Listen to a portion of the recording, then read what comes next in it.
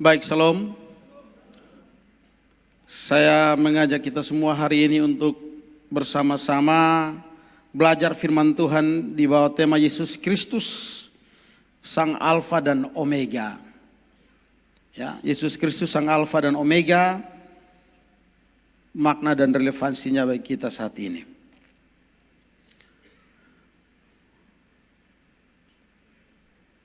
Pernyataan akulah Alfa dan Omega ini muncul 4 kali dalam Alkitab dan semuanya ada dalam kitab Wahyu.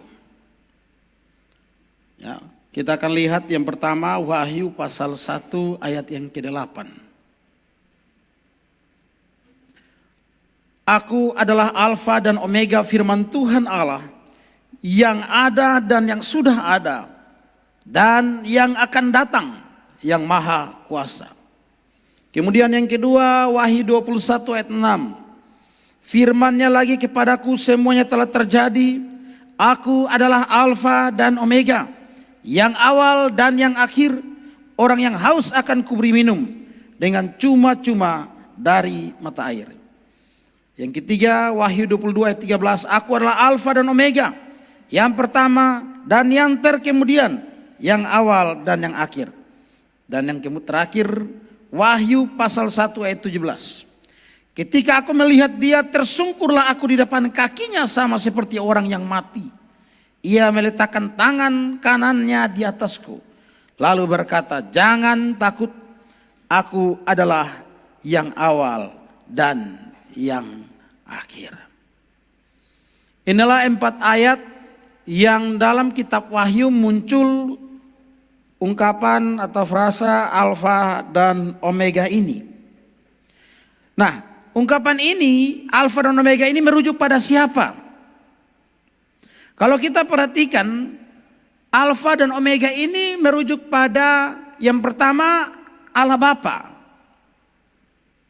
Kita bisa lihat dalam Wahyu 21 ayat 5 sampai ayat yang ke-7. Dalam Wahyu 21 ayat 5 sampai ayat yang ke-27 saya bacakan.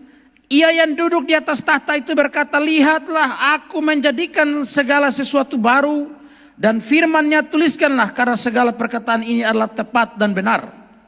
Firman-Nya lagi kepadaku, semuanya telah terjadi. Aku adalah Alfa dan Omega, yang awal dan yang akhir. Orang yang haus akan kuberi minum dengan cuma-cuma dari mata air kehidupan. Barang siapa menang, ia akan memperoleh semuanya ini, dan aku akan menjadi Allahnya, dan ia akan menjadi anakku. Kata-kata ia akan menjadi anakku ini jelas menunjukkan bahwa teks ini berbicara kepada tentang Allah Bapa. Tetapi yang kedua, ini juga ditujukan kepada Yesus atau dikenakan kepada Yesus. Wahyu 22 ayat 12-13. Sesungguhnya aku datang segera dan aku membawa upahku untuk membalaskan kepada setiap orang menurut perbuatannya. Aku adalah Alfa dan Omega, yang pertama dan yang terkemudian, yang awal dan yang akhir. Kita tahu bersama Yesus adalah hakim yang akan datang menghakimi semua orang tanpa terkecuali. Sehingga berdasarkan ayat ini jelas ini berbicara merujuk kepada Yesus Kristus. Dan dengan demikian berarti Alfa Omega ini bisa kepada Bapa, bisa kepada Yesus Kristus. Ya. Nah, menariknya adalah sebutan atau gelar Alfa dan Omega ini bukan baru muncul dalam perjanjian baru atau dalam kitab Wahyu ini.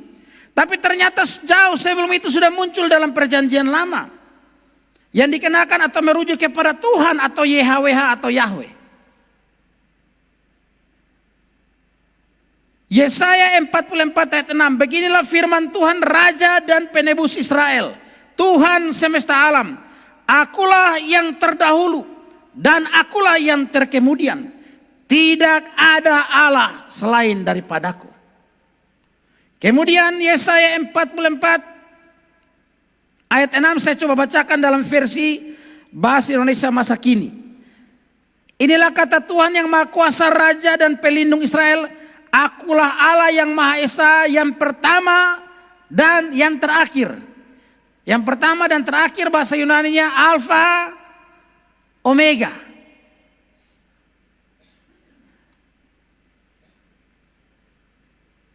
Jadi gelar atau sebutan Alfa Omega ini sudah ada dalam perjanjian lama. Kemudian Yesaya 48 ayat 12-13. Dengarkanlah aku hai Yakub dan engkau Israel yang kupanggil.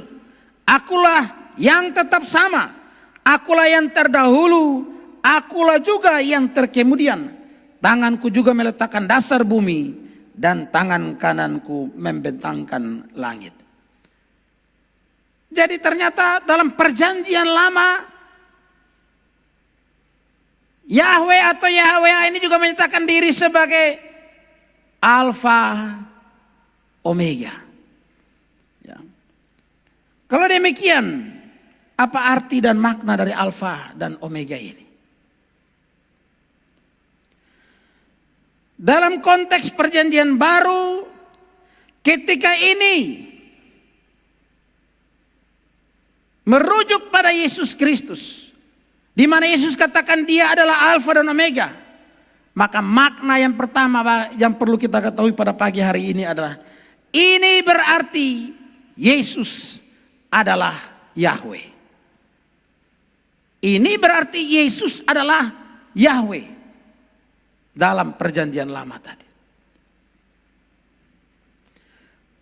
Fakta bahwa ungkapan Alfa dan Omega diterapkan kepada Kristus ini menjadi bukti lain tentang keilahian Tuhan Yesus dan kekekalannya dan kesetaraannya dengan Allah Bapa. Bapa juga disebut Alfa Omega.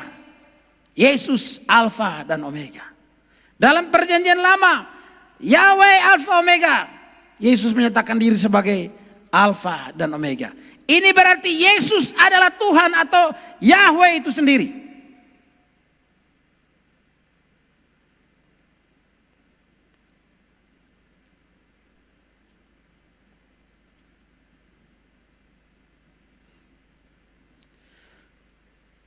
Sehingga saya pikir terlalu sangat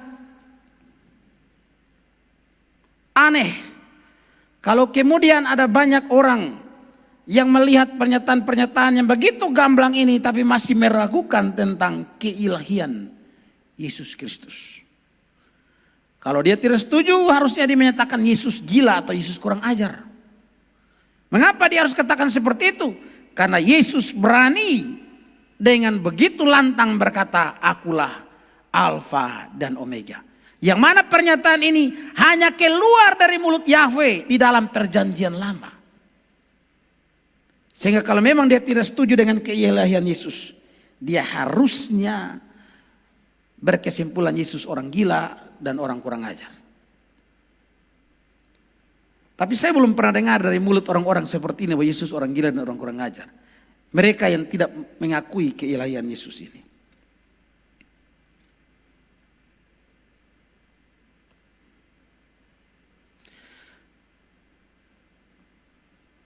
Wahyu pasal 1 ayat 17, ketika aku melihat dia tersungkurlah aku di depan kakinya sama seperti orang mati. Tetapi ia meletakkan tangan kanannya di atasku lalu berkata, jangan takut, aku adalah yang awal dan yang akhir. Ini kata-kata Yesus kepada Yohanes. Ketika dia menyatakan diri kepada Yohanes. Dan memberikan wahyu kepada Yohanes. Nah, pernyataan Yesus dalam Wahyu 1 ayat 17 tadi ini menunjukkan bahwa di dalam perjanjian baru Yesus mengidentifikasikan dirinya sama seperti Tuhan atau Yahweh dalam perjanjian lama.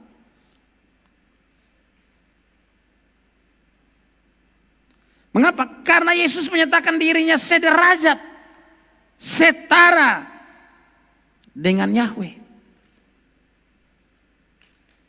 Ini berarti Tuhan dalam perjanjian lama dan Tuhan dalam perjanjian baru tidak berbeda. Sebab ada pandangan teologi bahwa Tuhan perjanjian lama itu lain, Tuhan dalam perjanjian baru itu lain. Tapi dengan pernyataan Yesus ini dia menegaskan juga bahwa Allah perjanjian lama adalah Allah perjanjian baru. Tuhan yang sama. Dan dia adalah Tuhan itu. Atau Yahweh itu. Ini merupakan satu dasar iman yang sangat kuat bagi kita. Mengapa? Sekali lagi saya katakan, karena akhir-akhir ini ada banyak pengajaran yang tidak alkitabiah yang menyangkali keilahian Yesus. Yang menyatakan Yesus tidak setara dengan Bapa, Yesus tidak setara dengan Yahweh, Yesus bukanlah Allah yang sejati. Tapi kita sudah membaca Yesus dengan lantang berkata, akulah Alfa dan Omega. Jadi melalui pernyataan Yesus bahwa dia adalah Alfa dan Omega, maka ini harus mengubah cara pandang kita bahwa Yesus itu bukan sekedar manusia biasa. Yesus adalah Allah, Yahweh yang berinkarnasi menjadi manusia, tentu dalam tujuan karya keselamatan. Dia Allah yang maha tinggi, yang melampaui segala sesuatu, yang tidak terbatas, yang maha kuasa. Itulah Yesus yang kita sembah hari ini. Karena kita sedang menyembah Yesus yang adalah Allah yang maha tinggi, yang tidak terbatas, yang maha kuasa itu, maka kita tidak perlu khawatir tentang hidup ini. Kita sedang menyembah Dia, mengikuti Dia, percaya kepada Dia yang maha kuasa. Tapi tidak dapat kita pungkiri bahwa hari-hari ini memang masih banyak orang dikuasai oleh kekhawatiran. Padahal kalau kita merujuk pada iman kita, kita sedang menyembah yang maha kuasa, maka harusnya segala kekhawatiran itu jauh daripada kita. Makna atau arti yang kedua daripada pernyataan Yesus bahwa dia adalah Alfa dan Omega, artinya bahwa Yesus adalah asal mula atau yang memulai segala sesuatu. Dia adalah Alfa yang awal, dia adalah Omega yang akhir. Berarti dia adalah asal mula yang memulai segala sesuatu. Misalnya dalam hal penciptaan, dia adalah pencipta dan tidak dicipta. Dia adalah pencipta yang memulai penciptaan segala sesuatu. Alfa adalah huruf pertama dalam bahasa Yunani. Jadi kalau dibilang yang awal itu alfa, omega itu akhir. Nah, karena Tuhan itu kekal, Tuhan tidak memiliki awal, Tuhan tidak memiliki akhir. Maka frasa alfa dan omega itu tidak bermakna bahwa awal muncul atau penciptaan Tuhan dan akhir dari Tuhan. Tapi itu mau berbicara tentang Dia yang mengawali segala sesuatu. Segala sesuatu berawal dari Dia. Dan segala sesuatu nanti berakhir di dalam Dia, oleh Dia. Dia yang akan menyelesaikan segala sesuatu.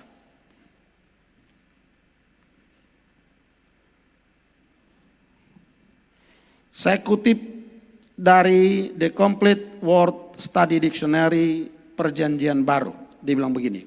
Mendefinisikan alfa dan omega sebagai berikut. Makna dari ungkapan alfa dan omega dijelaskan oleh kata-kata yang menyertainya. Yang awal, arche, dan yang akhir, telos. Yang pertama, protos, dan yang terakhir, eskatos. Yang pertama tidak berarti yang pertama diciptakan, melainkan Dia yang menjadikan segala sesuatu. Spiros Sodiates, seorang ahli Alkitab Yunani, dia bilang begini. Jadi dalam kitab Wahyu, Alfa menunjukkan bahwa Dialah yang menciptakan segala sesuatu. Dan Omega menunjukkan bahwa Dialah yang akan membawa semuanya ke tujuan yang telah Ia tentukan. Ungkapan ini berarti bahwa seluruh keberadaan dari awal sampai akhir, ya, dari awal sampai akhir dapat dikaitkan dengan Bapa atau Yesus Kristus sebagai yang memulai dan yang mengakhiri. Jadi Dia yang memulai segala sesuatu, ya. Dia yang memulai segala hal dalam hal penciptaan. Dikatakan Yohanes 1 ayat 3, segala sesuatu dijadikan oleh Dia, tanpa Dia tidak ada sesuatu pun yang telah jadi dari segala yang telah dijadikan. Dia pencipta. Sebab segala sesuatu, Roma 11 ayat 36, adalah dari Dia dan oleh Dia dan kepada Dia, bagi Dialah kemuliaan selama-lamanya. Segala sesuatu dari Dia, oleh Dia dan bagi Dia.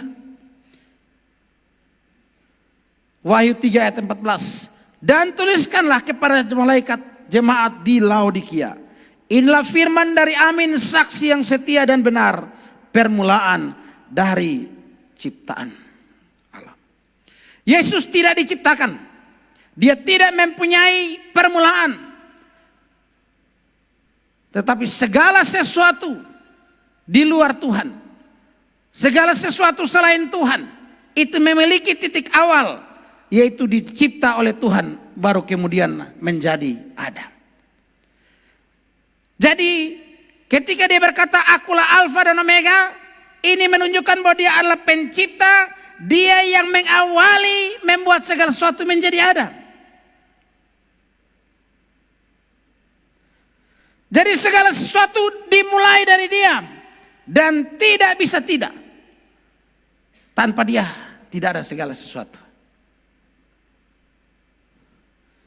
Jadi karena ia adalah asal mula atau pencipta dari segala sesuatu, maka ini berarti keberadaan segala sesuatu dan keberlanjutan segala sesuatu bergantung mutlak kepada Dia. Ya, bergantung mutlak kepada Dia. Dengan kata lain, segala sesuatu bersifat dependen pada Yesus, bergantung pada Yesus. Tapi Yesus sendiri bersifat independen, tidak bergantung kepada apapun. Segala sesuatu bergantung pada Dia. Tidak ada yang bisa ada dengan sendirinya. Semua ada karena Dia membuatnya menjadi ada. Oleh karena itu saudara-saudara, kita tidak bisa hidup seolah-olah kita tidak butuh Tuhan. Oleh karena itu kita tidak bisa hidup seolah-olah Tuhan itu tidak penting bagi kita. Kita tidak bisa hidup seolah-olah kita mampu dengan kekuatan kita sendiri, dengan semua yang kita miliki. Sebab karena Tuhan kita ada dan segala sesuatu menjadi ada. Termasuk semua yang kita miliki. Itu karena Tuhan. Orang yang hidup seolah-olah tidak butuh Tuhan, yang melupakan Tuhan, mengabaikan Tuhan, itu bukan sekedar kurang ajar.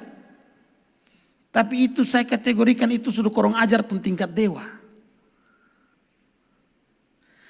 Anak menyangkal mama saja itu kita bilang anak yang durhaka, anak yang biadab. Ini Tuhan pencipta ke segala sesuatu. Dia yang cipta mama dan bapak kita dan diri kita. Banyak orang hidup menyangkali Tuhan sebagai pencipta. Banyak orang hidup seolah-olah tidak butuh Tuhan. Ini adalah bentuk kekurang ajaran dan penyangkalan kita terhadap Dia selaku pencipta kita.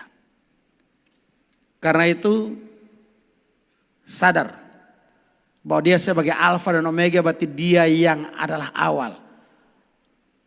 Dia yang mencipta saudara dan saya, mencipta segala sesuatu. Kita tidak bisa hidup seolah-olah tidak butuh Dia.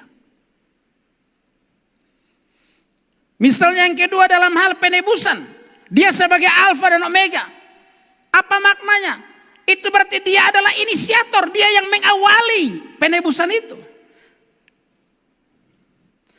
Dalam penebusan Dia Alfa. Dia yang duluan punya inisiatif. Tidak ada manusia yang minta untuk diselamatkan. Tidak ada manusia yang mencari Allah. Allah yang menginisiasi untuk mencari dan menyelamatkan umatnya. Bahkan dicatat baik-baik. Dia inisiatornya sekaligus eksekutornya Dia. Dia inisiatornya bahwa mencari manusia yang sudah memberontak melawan Dia. Dan Dia sekaligus menjadi eksekutornya. Dia bagaimana datang, Dia menyerahkan dirinya, Dia tanggung segala dosa kita. Sehingga kita boleh diselamatkan oleh Dia. Dia Alfa dalam konteks penebusan. Berarti Dia yang memulainya, bukan kita. Sehingga kalau kita tarik lebih jauh lagi, berarti kita tidak bisa pukul dada sedikit pun dalam konteks keselamatan kita. Karena Dia tetap yang Alfa dalam hal ini. dia yang memulai segala sesuatu termasuk dalam hal penebusan dosa. Dan dalam hal dia menebus dosa kita tidak hanya selesai sampai di kayu salib. Ia yang mengerjakan semua itu. Dia membimbing kita sampai ke sorga. Sampai Omega. Alfa, Omega. Dia mulai dari awal. Dia menginisiasi penebusan. Dia datang, dia mengeksekusi itu. Dia membimbing menuntun kita sampai pada akhirnya. Omega. Dan tidak ada usaha manusia pun di dalamnya.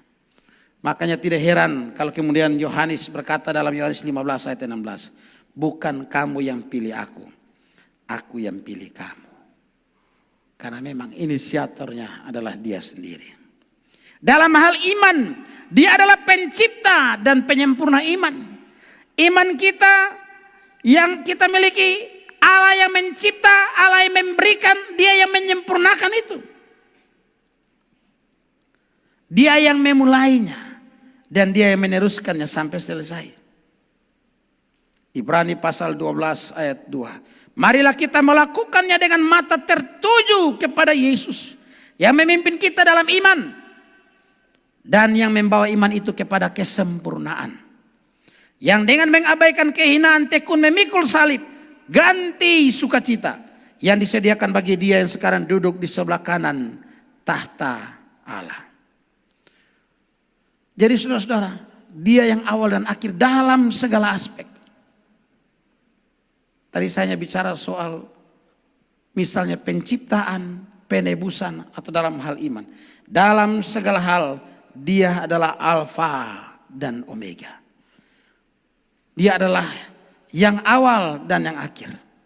Berkaitan dengan masa lalu kita, Allah yang memulai menciptakan kita.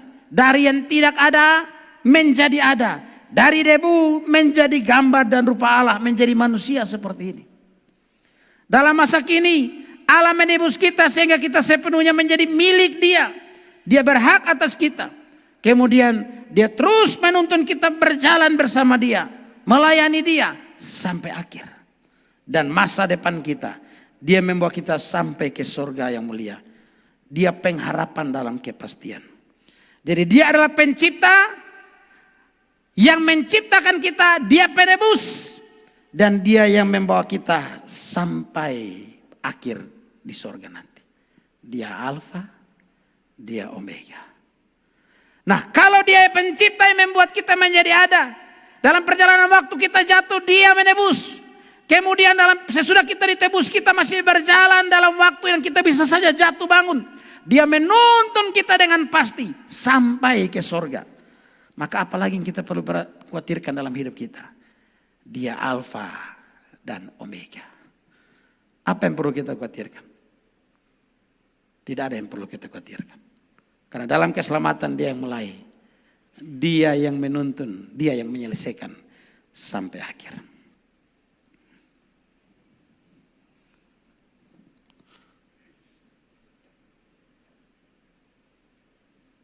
Banyak orang mengaku sudah percaya bahwa dia sudah selamat. Tapi di tengah perjalanan kalau ditanya dia masih ragu apakah dia bisa selesai dengan perjalanan ini tetap setia dengan Tuhan atau tidak. Orang seperti ini karena dia bukan melihat kepada Kristus sang Alfa dan Omega ini. Tapi dia melihat kepada kemampuan dirinya. Kemampuan dia dalam menjaga dirinya sendiri.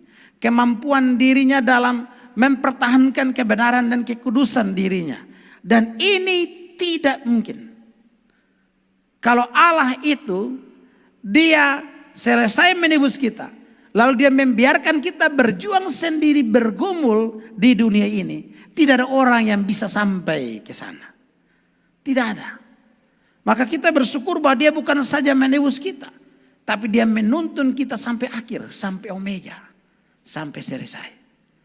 Sehingga kita tidak perlu khawatir dengan keselamatan kita. Inilah menjadi dasar kita yakin bahwa sekali selamat tetap selamat. Karena dia tidak kerja setengah-setengah. Ya. Banyak orang kan kerja setengah-setengah. Kerja proyek tidak selesai. KPK datang periksa korupsi. Tuhan tidak kerja setengah-setengah. Ya. Tuhan kerja sampai tuntas. Ya, itu cara kerja Tuhan. Sampai tuntas. Ya. Jadi kita tidak perlu khawatir tentang hal ini.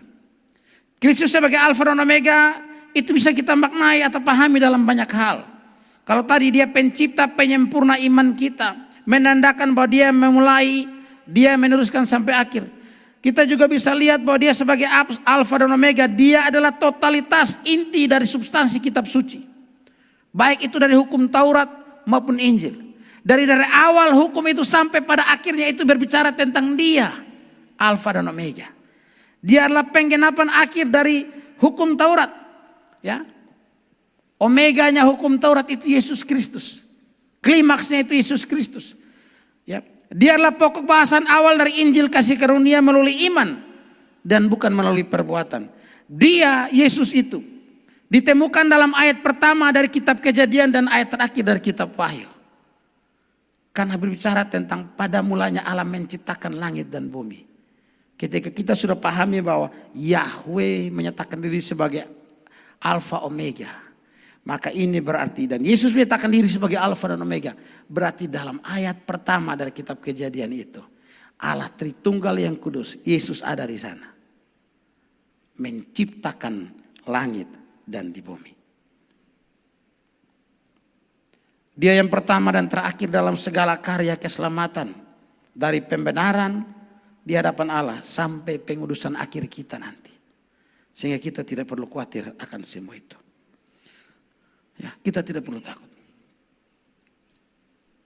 Nah, jemaat Tuhan, mengapa penting ya gereja mengkhotbahkan selalu doktrin-doktrin tanpa mengabaikan hal-hal yang bersifat praktis, etika dan moral. Ya. Mengapa ini penting sekali? Karena begini saudara, hal-hal praktis tidak dapat menolong kita, ya, tidak dapat menolong kita dari persoalan paling mendasar kita. Hal-hal etika moral tidak dapat menolong kita dari persoalan mendasar kita. Karena persoalan mendasar kita bukan pada moral dan etika. Bukan pada itu. Sehingga kita harus mulai dan senantiasa mengkhotbahkan doktrin. Ya, itu yang penting. Yang tentunya nanti implementasinya, aplikatifnya itu tetap berkaitan dengan moral etika. Tapi yang diberitakan harus senantiasa adalah doktrin.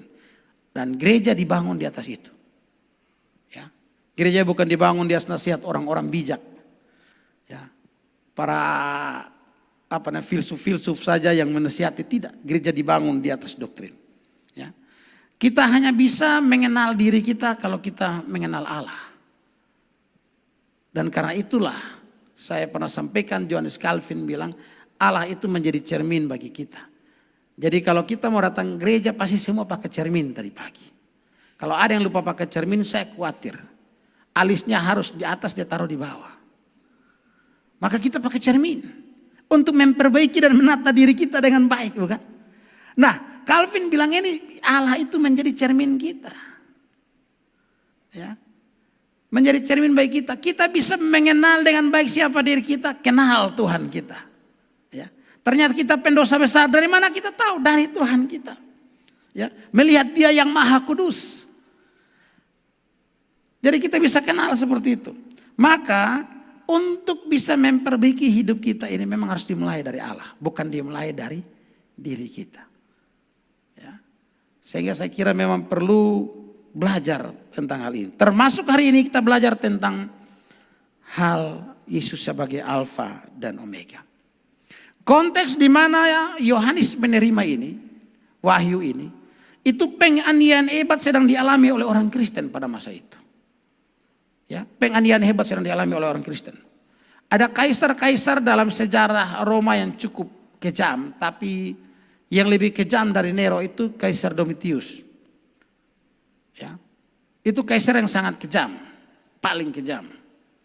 Ada beberapa catatan, misalnya dia mengambil semacam paku besi yang ditajamkan, dipaku di batok kepala orang, kemudian lubang bekas paku itu dituang timah panas yang mendidih. Lalu dalam beberapa catatan lagi bagaimana kuda ya diikat Ya, tangan kiri, tangan kanan masing-masing di 4 ekor kuda. Dan kuda ini diusir ke arah berbeda. Terus berulang kali sampai ditarik, sampai copot tangan, copot kaki. Banyak penganiayaan hebat terjadi. Dalam konteks seperti inilah Yohanes mendapat wahyu ini. Jadi wahyu ini kita harus pahami dengan baik. Karena hari-hari ini kan kita sering dengar orang berkhotbah tentang wahyu, penyingkapan wahyu, penyingkapan wahyu. Yang mereka bicara itu tentang hal-hal spektakuler yang akan datang. Tapi sebenarnya apa yang terjadi dalam kitab wahyu ini berbicara tentang kita yang sekarang ini. Bahwa ada penginayaan hebat dan apa yang terjadi dalam konteks yang seperti itu. Yohanes memberikan satu penguatan kepada orang-orang percaya pada saat itu bahwa dialah sang Alfa dan Omega. Dia yang memulai segala sesuatu. Dia yang menciptakan segala sesuatu. Segala sesuatu ada di dalam tangan dan kuasanya. Sehingga akhirnya orang percaya pada masa itu dikuatkan. Dan mereka dikuatkan sehingga catatan sejarah penganiayaan terhebat pernah terjadi dalam sejarah Kristen terjadi di Roma. Tapi kemudian Roma pula lah gereja bertumbuh dengan luar biasa dan akhirnya menjadi pusat kekristenan. Padahal penganiayaan hebat terjadi di sana. Makna ketiga dari Alfa dan Omega ini adalah Yesus adalah Allah yang berdaulat atas waktu dan sejarah.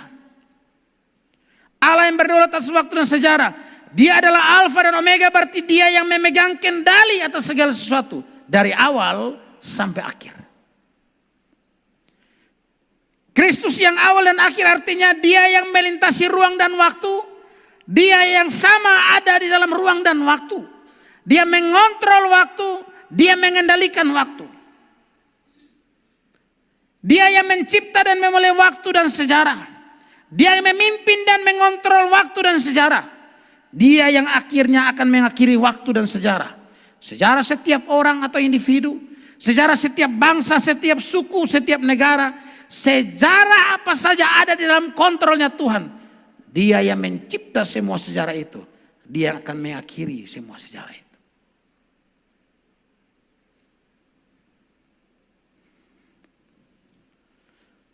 Sehingga kita tidak perlu khawatir tentang sejarah dan perjalanan hidup ini. Perjalanan hidup kita masing-masing, perjalanan gereja kita ke depan, perjalanan kota kita ke depan, provinsi kita ke depan, negara kita ke depan. Kita tidak perlu khawatir. Dia Tuhan atas waktu dan sejarah. Dia bukan sekedar mencipta waktu dan sejarah. Dia mengontrol waktu dan sejarah. Dia yang akan mengakhiri waktu dan sejarah ini.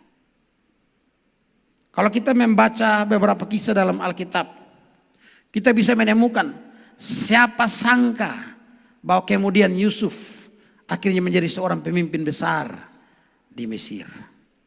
Siapa sangka dari mereka yang tidak mau menyembah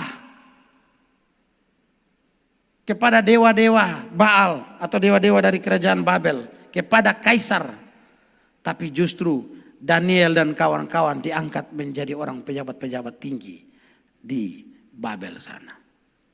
Bukankah ini menunjukkan bahwa Tuhan adalah Tuhan atas sejarah?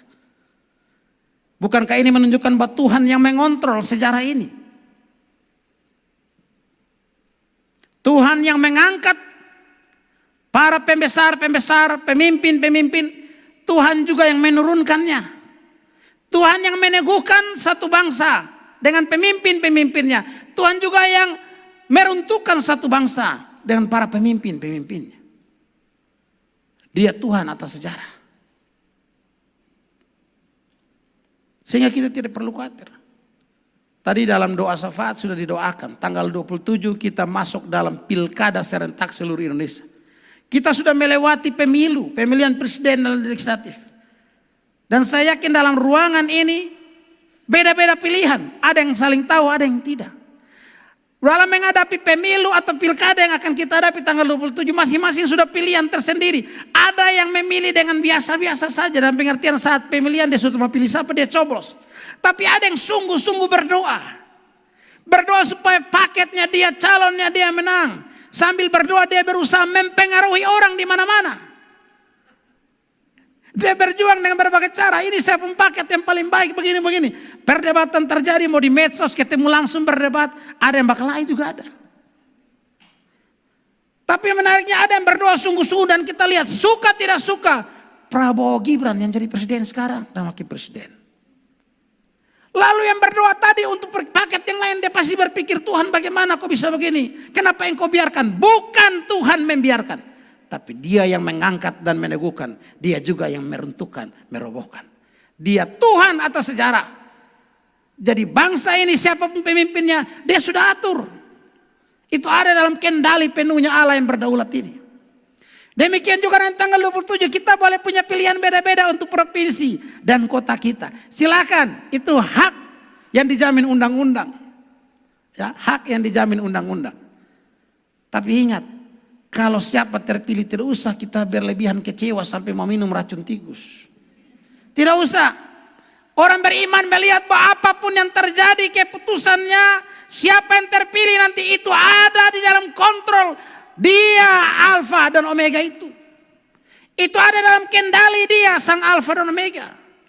Sehingga kita tidak perlu berlebih-lebihan stres dengan ini. Wah kalau dia jadi presiden, kalau dia jadi gubernur nanti ini bisa hancur. Kau Tuhan kah yang atur ini bangsa? Percayalah, dia Tuhan atas sejarah. Dia mengangkat, dia menurunkan, dia meneguhkan. Ada yang macam-macam kalau dia bilang turun. Tapi kalau belum saatnya belum. Ya, jadi segala sesuatu ada di tangannya dia. Di barat ada banyak orang berasumsi bahwa sejarah itu tidak punya tujuan. Ya sejarah itu hal biasa saja. Banyak agama di timur cenderung memandang sejarah itu terus berputar-putar. Dan penganut Marxisme memahami sejarah dalam hal perjuangan kasta. Jadi bagaimana berjuang untuk kasta ini ya, yang dianggap rendah dan sebagainya untuk bisa naik. Sedangkan Alkitab memahami sejarah sebagai satu garis lurus yang dimulai dari titik awal Alfa dan menuju ke titik akhir Omega. Titik puncak, titik klimaksnya. Dan titik akhir itu ada di dalam atau Yesus Kristus.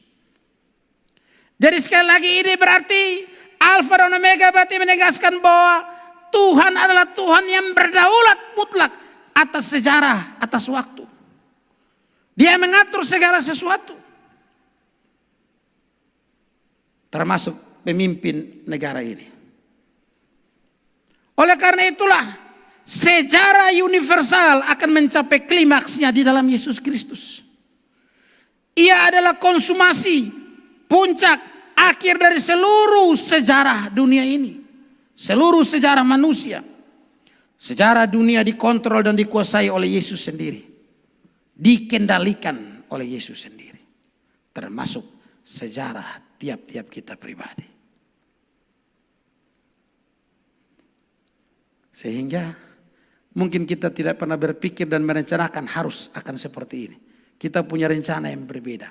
Tapi kalau toh yang terjadi seperti ini, itu bukti bahwa dia yang mengontrol dan mengendalikan sejarah, termasuk sejarah hidup kita. Makna yang keempat. Yesus adalah pusat dan orientasi atau tujuan dari segala sesuatu. Ketika dia berkata, akulah Alfa dan Omega. Kalau awal Alfa berarti awal, Omega berarti akhir. Yesus adalah Omega artinya segala sesuatu yang kita lakukan harus berakhir pada dia. Harus berorientasi kepada dia. Karena dia adalah sang Omega. Tujuan akhir dan segala sesuatu kita adalah dia dan bukan yang lain. Makanya nas pembimbing berkata, sebab segala sesuatu adalah dari dia, oleh dia, dan kepada dia. Kepada dia karena dia adalah sang Omega.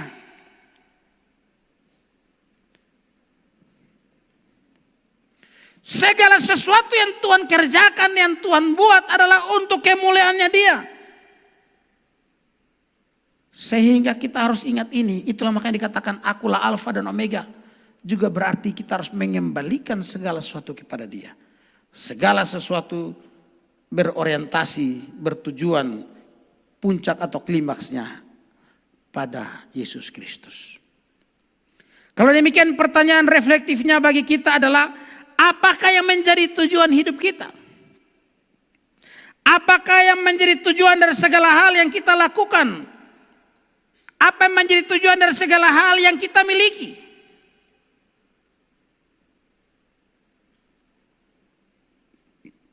Apakah kita menjadikan Tuhan sebagai alat dan sarana untuk kita mencapai tujuan kita? Ataukah sebaliknya kita menjadikan Tuhan sebagai tujuan dan lainnya hanya alat?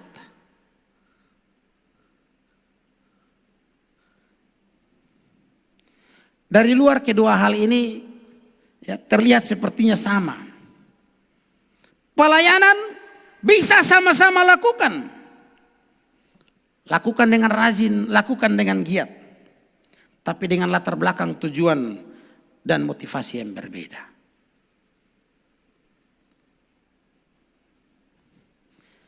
Omega adalah tujuan akhir kita. Dan hal yang tidak bisa dinegosiasi dalam hidup kita. Yesus adalah Omega. Jadi apapun yang kita lakukan harusnya berorientasi kepada Dia. Bekerja, Dia. Bahkan dalam yang lebih sederhana lagi Paulus bilang, jika engkau makan atau minum, lakukanlah untuk Dia. Ini bukan hanya kerja, ini bukan hanya menyanyi dan khotbah. Makan minum saja, Dia sang Omega itu.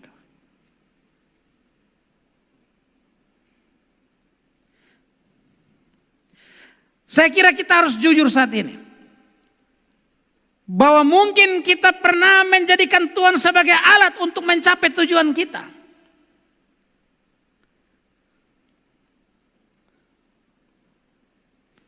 Mungkin saja di awal perjalanan iman kita lakukan itu. Misalnya, karena kita sedang mengalami sakit. Kan banyak orang kan cari Tuhan itu berawal dari sakit. Karena sedang mengalami sakit. Cari Tuhan untuk sembuh. Jadi Tuhan dijadikan sebagai alat untuk tujuannya. Tujuannya adalah sembuh. Sehingga kita tidak heran di luar sana ada banyak gereja yang sudah tidak menjadikan kebenaran sebagai hal yang harus diproklamirkan, ditawarkan kepada dunia, tapi mereka tempel pengumuman di gereja yang mengalami krisis ekonomi. Krisis ini, sakit penyakit, silakan datang, silakan datang. Jadi ternyata mencari Tuhan hanya untuk mengatasi masalah krisis ekonomi, mencari Tuhan untuk mengatasi masalah sakit penyakit dan penderitaan. Kita tidak menjadikan Tuhan sebagai tujuan, tapi Dia sebagai alat dan sarana untuk mencapai tujuan kita. Sembuh dari sakit, diberkati secara materi dan sebagainya. Kalau kita pernah dan mungkin sedang seperti itu, bertobatlah. Bertobatlah. Mestinya Tuhan menjadi satu-satunya tujuan kita.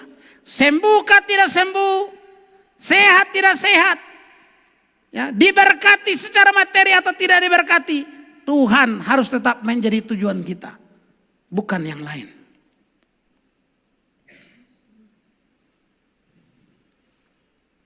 Ketika Dia berkata akulah Alfa dan Omega, itu berarti Dia harus menjadi tujuan akhir, tujuan utama dari kita semua, bukan yang lain. Sekali lagi, apakah tujuan kita?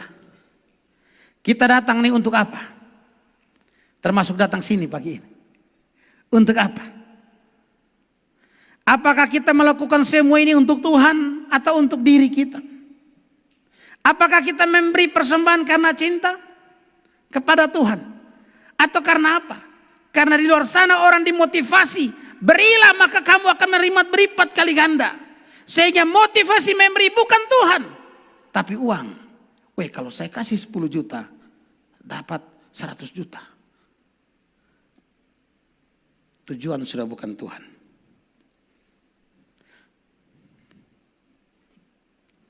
Bahkan satu hal yang kelihatannya sangat rohani, hampir benar, itu pun salah.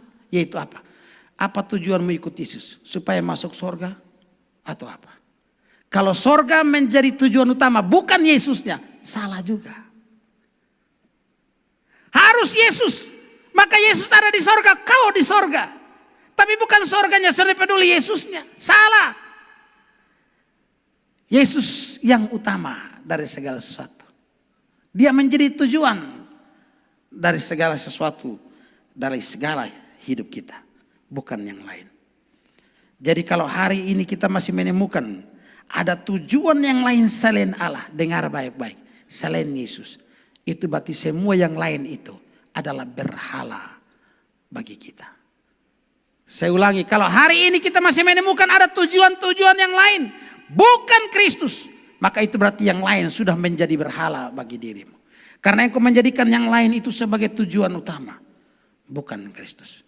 Bertobatlah. Kembali kepada tujuan yang sejati. Yesus harus menjadi tujuan utamamu. Sehingga Paulus tidak ngomong yang muluk-muluk. Untuk menyadarkan orang-orang percaya, dia pakai yang sederhana. Jika kau makan, jika kau minum, atau melakukan sesuatu yang lain, lakukan untuk Tuhan. Bukan untuk dirimu sendiri.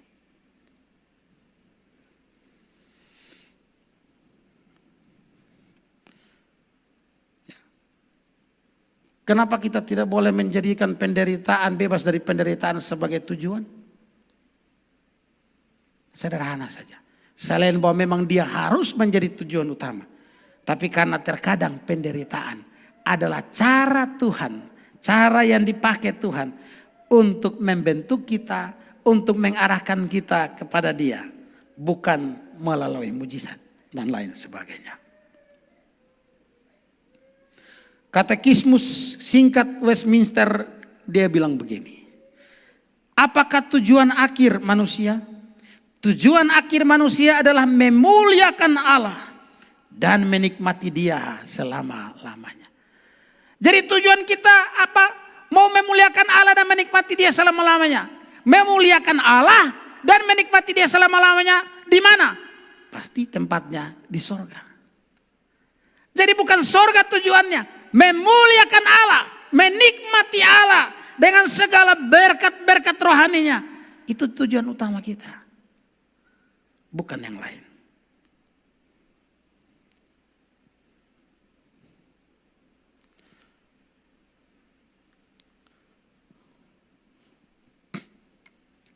Nah, saudara-saudara, kita hidup saat ini di zaman yang memang tidak menentu.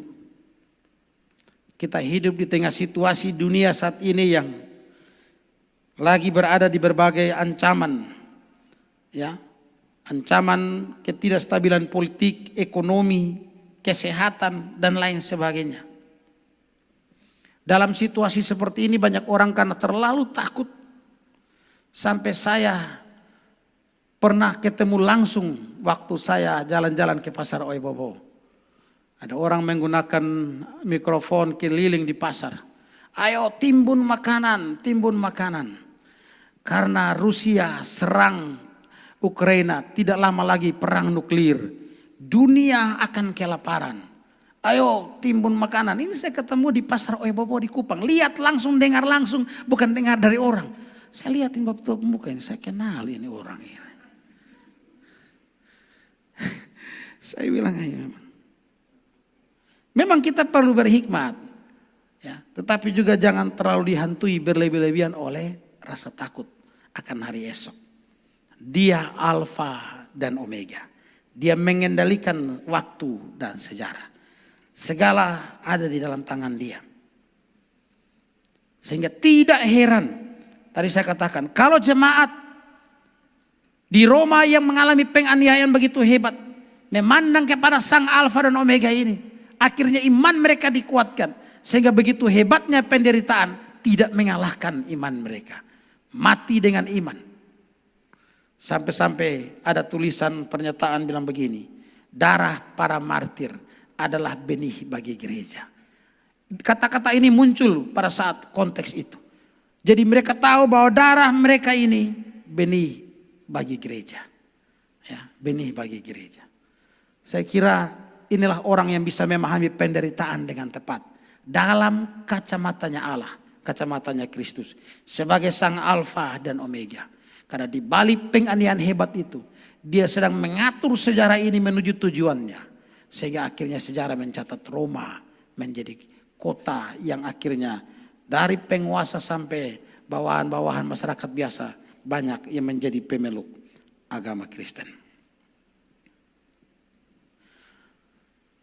Kebenaran bahwa Allah berdaulat mutlak atas segala sesuatu melalui pernyataan bahwa Dia sang Alfa dan Omega ini harusnya menghibur kita.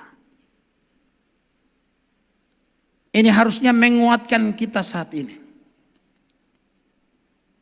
Bahwa Tuhan yang kita sembah, Allah yang kita imani, Allah yang berdaulat, Dia yang menciptakan, Dia yang mengontrol, Dia yang mengendalikan segala sesuatu. Bahkan Dia akan mengakhiri segala sesuatu. Sehingga menghadapi segala situasi dan keadaan, kita tidak perlu takut dan khawatir berlebih-lebihan. Mazmur pasal 115 ayat 3 bilang begini. Allah kami ada di sorga. Dia melakukan semua yang disukainya. Allah melakukan apa yang disukai atau dikehendakinya. Yesaya 46 ayat 10 firman-Nya. Rencanaku akan tetap teguh dan aku akan menyelesaikan semua kehendakku. Rencanaku akan tetap teguh dan aku akan menyelesaikan semua kehendakku. Tidak ada satupun yang bisa terjadi di luar rencana Allah. Dia sang Alfa dan Omega yang memulai, Dia mengontrol, Dia mengakhiri. Tidak ada yang bisa terjadi di luar itu. Dan itulah kedaulatannya Dia. Sehingga kita tidak perlu takut. Apa yang akan terjadi dengan kita, anak-anak kita ke depan, gereja kita, bangsa dan negara kita. Sebab Dia yang berdaulat mutlak. Dia telah mengendalikan dan tetap mengendalikan dunia ini.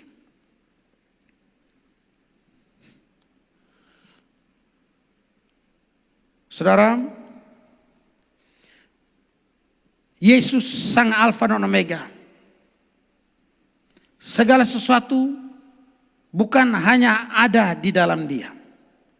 Tetapi segala sesuatu dimulai oleh Dia. Diteruskan oleh Dia. Dan diakhiri oleh Dia pula. Karena itu, sebagai orang beriman, mari kita berserah, berharap, serta bergantung kepada Yesus sang Alfa dan Omega. Tuhan atas sejarah dan waktu. Dia yang memulai, menciptakan waktu dan sejarah, mengontrol waktu dan sejarah. Dia meneruskan semuanya sampai akhir di dalam Dia. Jadali perjalanan imanmu dengan tidak usah takut. Alfa dan Omega sudah menetapkan yang terbaik bagimu. Dan tidak ada satu waktu pun dalam hidupmu di mana Dia tidak mengontrol sejarah hidupmu dan sejarah bangsa ini. Kiranya firman Tuhan yang tidak terlalu panjang pagi ini memberkati kita semua, meneguhkan iman kita bahwa Allah yang kita sembah, Yesus Kristus adalah Tuhan yang sejati, sang Alfa dan Omega yang mengendalikan segala sesuatu, termasuk sejarah hidup kita. Amin untuk firman Tuhan dan mari kita berdoa. Kami bersyukur buat kebenaran firman-Mu. Hamba terbatas di dalam menyampaikannya, tetapi Tuhan, kiranya Engkau terus berkarya dan menyingkapkan kebenaran demi kebenaran bagi setiap kami. Biarlah kami belajar dan kami mengubah konsep, tujuan dan arah hidup kami. Sehingga semuanya berorientasi, berpuncak kepada Kristus sebagai sang Omega itu.